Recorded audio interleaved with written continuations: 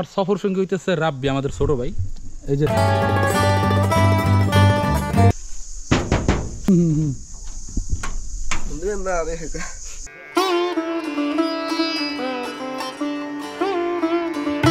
একবার হিসাব করেন, আমি যেখানে দাঁড়াই আছি, ইভেন জুতা পায়ে আমি দাঁড়িয়ে আছি যে জায়গাটায়, এটা হচ্ছে তাদের মন্দির ঘরের সামনে। তারা থাকলে আদৌ তো এখানে আমি ঢুকতে পারতাম কিনা, এইটাই নিয়ে আমার অনেক সন্দেহ ছিল। হয়েছে ইন্ডিয়াতে এখনো ওনাদের বংশধর আছে, আমার সাথে নিয়মিত কথা হয়। মনোরঞ্জন করার পর হয়তো এখানেই তারা স্নান সারতো গভীর রাতে। তো ওই সেই পুকুর, অন্দরমহলের পুকুর, আমি অন্দরমহলের পুকুরের সামনে দাঁড়ায় কথা বলতেছি। আর এই পাশে আর একটা আছে যেখানে হচ্ছে বাতি ঠাতি বা কুপি বা ল্যাম্প যেটা বলে, যেটা রাখার ব্যবস্থা করা আছে। একটা সময় চলে যাবে সবকিছুই, কিন্তু রয়ে যাবে তার ইতিহাস। আজও সেই ইতিহাসের সাক্ষী হয়ে দাঁড়ায় আছে এখানে সেই জমিদার বাড়ির সেই ভবনগুলা, যেটা আপনারা দেখতে পারতেছেন। এত রাজপ্রাসাদ, এত সুন্দর রাজপ্রাসাদ তখনই তৈরি করছিল জমিদাররা। হয়তো জানি না যে জমিদাররা কতটা আরামায়েশে জীবনযাপন করতে এই রাজপ্রাসাদের ভিতরে। আসসালামু আলাইকুম, আমি এই মুহূর্তে আছি হচ্ছে আমার দোকানে।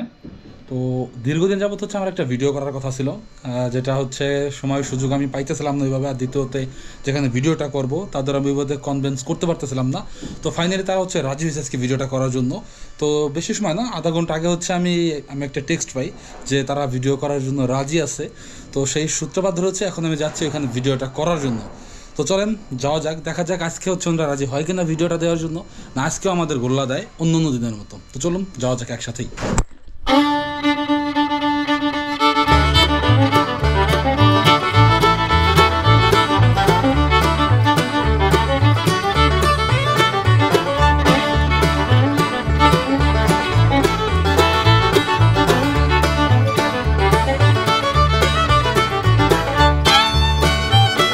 তো ইতিমধ্যে আমি অনেকটা পথ চলে আসছি। আজকে হচ্ছে আমার সফর সঙ্গী হইতেছে রাব্বি, আমাদের ছোট ভাই। এই যে রাব্বি। রাব্বি কি অবস্থা ভাই? এই তো ভাই আলহামদুলিল্লাহ, ভালো আছেন? তো চলো আমরা যাই একসাথে। চলেন। জমিদার বাড়িতে তুমি চিনো এখানে একটা, তো চলো যাই।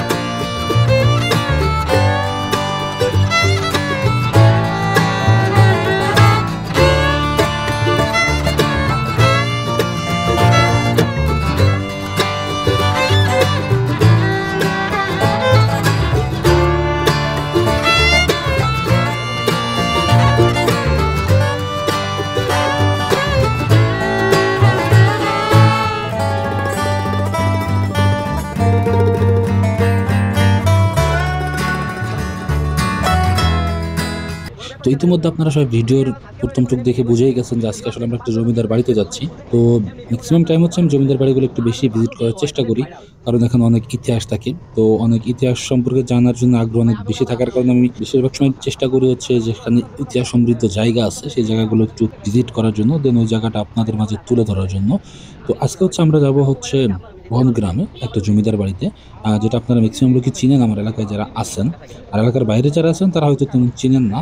আর এর আগে হচ্ছে এই জমিদার বাড়িতে আমি আসছিলাম, বাট তখন আমি ভিডিওটা করতে পারিনি।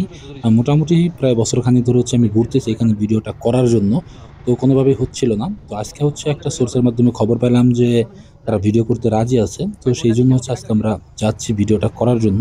আদৌ তো জানি না ভিডিওটা আজকে আমরা করতে পারবো কিনা।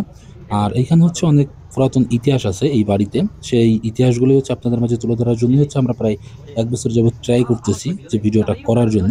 আর এই জমিদারদের যাবতীয় ব্যবহার্য যে জিনিসপত্রগুলো আছে সেগুলো আপনাদের মাঝে আনার জন্য। তো দেখা যাক আজকে আমরা কি করতে পারি।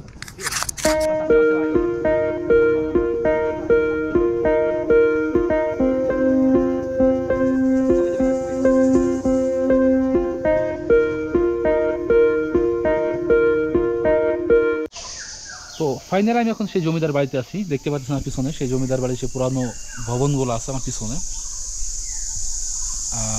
আর এখন হচ্ছে এখানে আজকে আমার যে ঘুরে ঘুরে দেখাবে সে এখন আসে নাই, হয়তো তার আসতে 5-7 মিনিট লাগবে। তো ভিতরের দিকে আমরা একটু আপাতত যাই, চলেন আর আপনাদের ভিতরটা একটু ঘুরে ঘুরে দেখাই।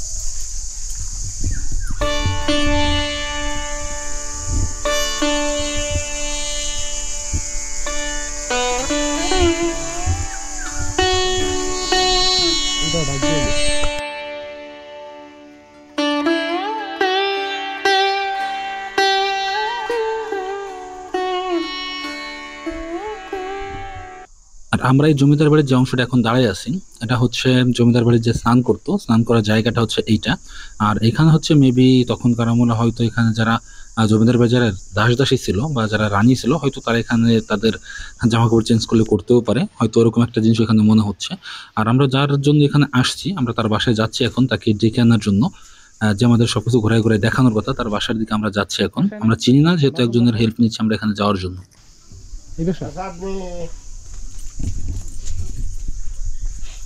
বাদন ভাই বেরো, বাদন কই?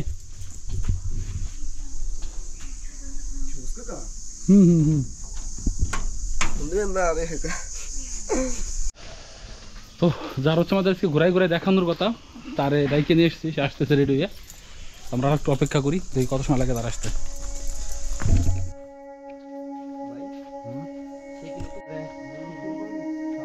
আমি মোটামুটি যতগুলো জমিদার বাড়িতে গেছি আর যতগুলো জমিদার বাড়ি আমি দেখছি আমার লাইফে, জমিদাররা যদি জানতো যে তাদের তৈরি করা এই প্রাসাদগুলা বা তাদের তৈরি করা এই ভবনগুলা এইভাবে পড়ে থাকবে, আদতে হয়তো তারা এরকম সুন্দর করে তাদের প্রাসাদগুলো বানাইতো কিনা, এটা নিয়ে আমার অনেক সন্দেহ আছে।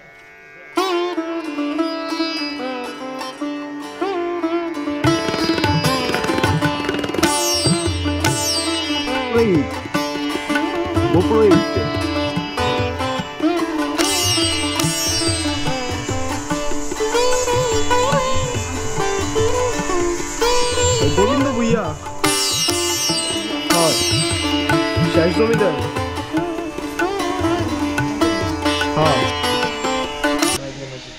আমি এখন এই মুহূর্তে আছি হচ্ছে ভুইয়া বাড়ির মন্দিরের সামনে।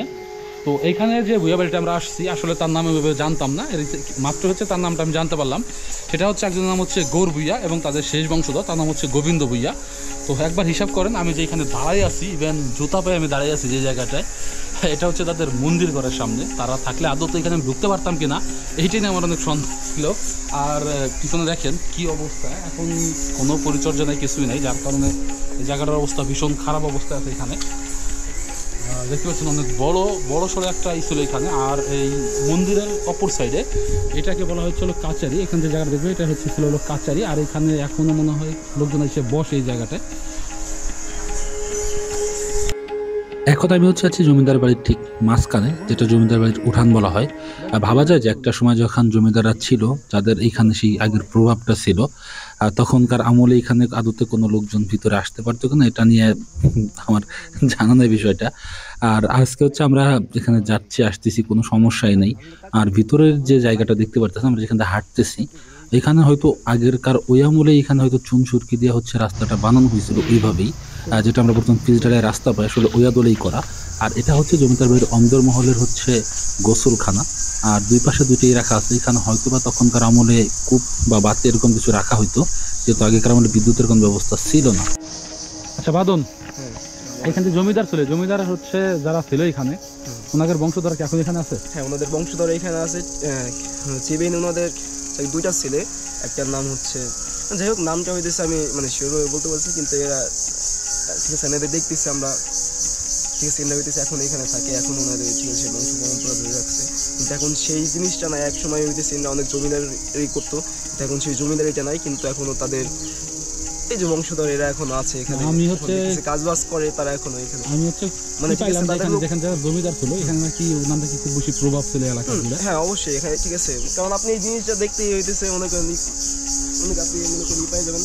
হ্যাঁ ঠিক আছে, ইভেন ঠিক আছে আশেপাশে যত এলাকা ঠিক আছে সব এলাকায় নাকি প্রভাব ছিল অনেক। হ্যাঁ ঠিক আছে, ওনাদের আয়ত্ত ছিল, এখন হইতেছে মনে করেন আস্তে আস্তে সব অন্য মানুষেরা দখল নিয়ে যেতেছে জমিদারের। এখন আর কি সেই প্রভাবটা এখানে আগে যারা জমিদার ছিল তার উপর তো জুলুম করতে মানুষের উপরে, সাধারণ পরিবারের উপরে। এটা হইতেছে আমরা এই বিষয়ে কি কোনো কিছু জানা আছে?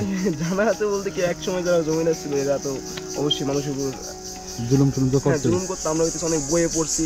হ্যাঁ ঠিক আছে, ইভেন হইতেছে অনেক শর্ট ফিল্ম, অনেক মুভি টুবি এইসব আর কি দেখছি। যাই হোক, এইখানে জমিদার সম্পর্কে যদি একটু বলতা যে না আসলে এরকম কোনো ব্যবহার আমি যতদূর শুনছি মানে আমার যে মানে শুনছি আর কি, আমাদের এলাকার অনেক লোকজন বলছে মানে এইখানে জমিদার অনেকই ভালো ছিল, ঠিক আছে এরা হইতেছে মানুষের অনেক হেল্প করছে, মানে ঠিক আছে এরকম কিছু শুনি নাই যে এরা হইতেছে ঠিক আছে ওই টাইপের আর কি মনে করেন যে জুলুম করছে। মানে ঠিক আছে ওভারঅল এদের মানে ঠিক আছে এরা খুব ভালো ছিল আর কি, মানে আমি শুনছি আর কি। যা ঠিক আছে। যে কিন্তু কোনো জমিদার বাড়ি না, খাদ্য ভাণ্ডার থাকে না, ওই জিনিসটা কিন্তু খাদ্য ভাণ্ডার। ওইখানে যারা ছিল বসটা ছিল ওইখানে, ওনাদের সাথে কিন্তু আমার সাথে যোগাযোগ হয়েছে। ইন্ডিয়াতে এখন ওনাদের বংশধর আছে, আমার সাথে নিয়মিত কথা হয়, নাম্বার আমার ফোনে আছে, আমি ইন্ডিয়াতে তার ফোনও দিছি। হয়তো মনে করেন ঠিক আছে এখন মনে করেন ঠিক আছে আমি বলি এটা হইতেছে মেন যেই এখানে যে রাজা ঠিক আছে, এই রাজার আর হইতেছে ওইখানে খাদ্য ভান্ডার হচ্ছে ওইখানে রাখছিল, মেনলি যে খাদ্য ভাণ্ডারটা ঠিক আছে ওইটা হইতেছে। এইখানে হচ্ছে আমরা একটা ঘাট দেখতেছি বাড়ির ভিতর অন্দর মহলে, এটা হইতেছে তো ওইখান থেকে রাজা দাস দাসী রেখে এখানে স্নান করতো গভীর রাতে নেমে। হ্যাঁ ঠিক আছে, এখানে হইতেছে মেন যে পুকুরটা এটা হচ্ছে ঠিক আছে ওনাদের বাসার যে পুকুর এটা হইতেছে সেই পুকুরটা, সেই পুকুর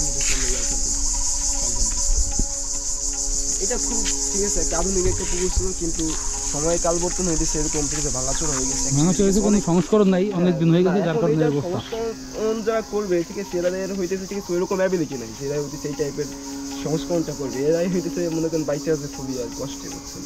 কারণ এই ঠিক আছে এই টাইপের জিনিসপত্র হইতেছে আপনার সংরক্ষণ করতে হইলে কিংবা সংস্করণ করতে হইলে হইতেছে ঠিক আছে অনেক টাকার একটা প্রয়োজন, কিন্তু সেই টাকা পয়সা হইতেছে ওনাদের কাছে ঠিক আছে এনাফ নাই। যদি সরকার উদ্যোগ নেয়, সরকার চাইলে পারে, কিন্তু সরকার যদি চায় ঠিক আছে এটা অনেক সুন্দর দর্শনীয় স্থান বানাইতে পারে, ঠিক আছে একটা দর্শনীয় স্থান করতে পারে। এটা আমি শুনছি যে সরকারের নাকি এটা অনেকবার বলা হয়েছে, কিন্তু অ্যাকচুয়ালি ওরকম কোনো রেসপন্স আসে নাই, আর ঠিক আছে এদের থেকে ওরকম কোনো রেসপন্স যায় না, মানে এমনি জাস্ট একটু লোকাল পাবলিক বলতে। এখানে হচ্ছে এটা তো বাড়ির একবার পুরো অন্দর মহলে যে আমরা ঘাটলারা দেখতেছি এখানে, এখানে তো মনে হয় সাধারণ লোকের প্রবেশ নিষেধ ছিল। হ্যাঁ ঠিক আছে, একসময় তো সাধারণ মানুষ এই ঠিক আছে আশেপাশের কোনো এলাকায় ঢুকতে পারতো না, কারণ ওই সময় তো অন্দরমহল তো পরের কথা, অন্দরমহল তো পরের কথা। আর এখানে হচ্ছে এই যে জায়গাটা আমরা দেখতে পাচ্ছি, এখানে সম্ভবত হচ্ছে রাজাদের ল্যাম্প ট্যাম্প বাতি ঠাতি কিছু রাখা হইতো এই জায়গাটায়। তো আগের আমলে যারা ছিল আসলে কারুকাজগুলো এখন অনেক সুন্দরভাবেই আছে, যদিও অনেকটাই শেষ পর্যায়ে আছে, তবে এখন অনেক সুন্দরভাবে আছে এখানেটা।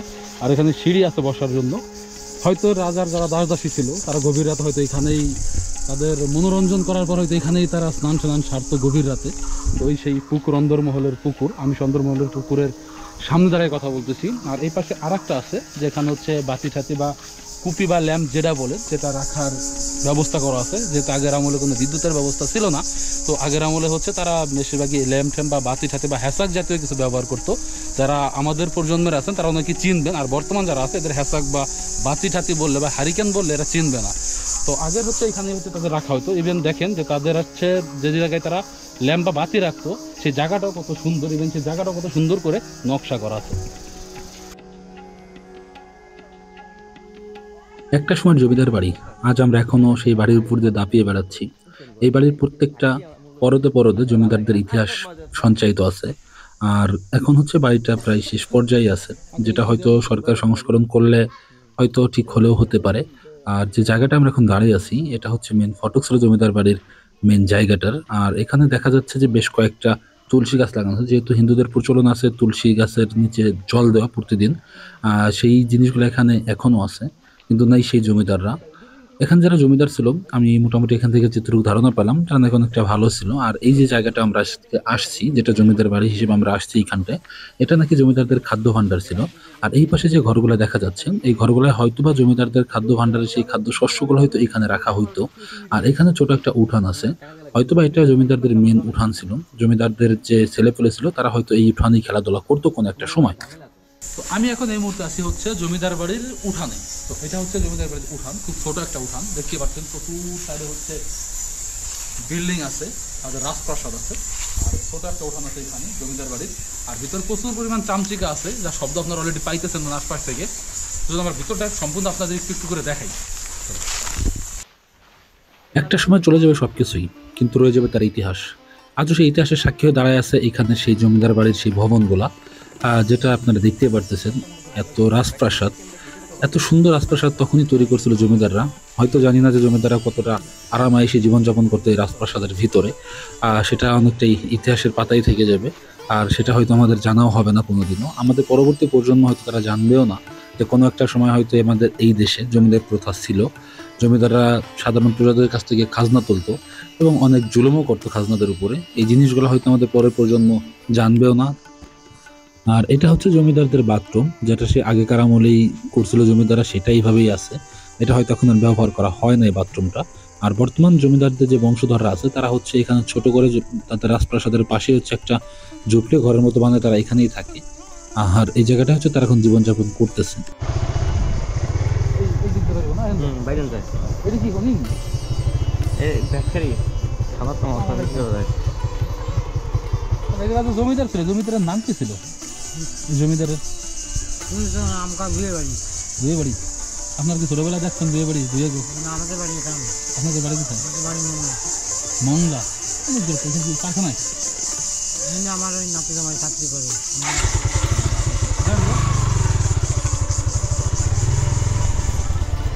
তো আমাদের আজকের ভিডিওটা এ পর্যন্তই। দেখা হচ্ছে পরবর্তী ভিডিওতে নতুন কোনো জায়গায়, নতুন কোনো জমিদার বাড়িতে, নতুন কোনো স্বৈরাচারী জমিদারের ইতিহাস নিয়ে। সে পর্যন্ত সব ভালো থাকুন, সুস্থ থাকুন, আর অবশ্যই আমাদের এসএল স্টোরির সঙ্গেই থাকুন। আর যাবার আগে আরেকটা কথা আপনাদের জানা যায়, সেটা হচ্ছে যে আমি দীর্ঘদিন যাবত হচ্ছে ভিডিওতে অনেক গ্যাপ দিচ্ছি। এর কারণটা হচ্ছে যে অনেকদিন ধরে কাজ করতেছি, আসলে ইউটিউব থেকে আমি তেমন কোনো ছাড়া পাচ্ছি না, যার কারণে হয়তো এভাবে আমার একটু গ্যাপ হয়ে যাচ্ছে। তবে খুব শীঘ্রই আবার নিয়মিত হচ্ছে, আপনাদের মাঝে নিয়মিত আবার ভিডিও নিয়ে আসবো। আর আপনাদের যদি কোনো ভিডিও থাকে, আপনাদের এলাকায় যদি কোনো ঐতিহাসিক জায়গা থেকে থাকে, তাহলে অবশ্যই আমাদের জানান। আমরা চেষ্টা করবো আপনাদের এলাকায় গিয়ে খুব সুন্দর করে আপনাদের এলাকাটাকে তুলে ধরার জন্য। সো দেখা হচ্ছে পরবর্তী ভিডিওতে। সে ভালো থাকুন, সুস্থ থাকুন। ধন্যবাদ সবাইকে। খোদা হাফেজ।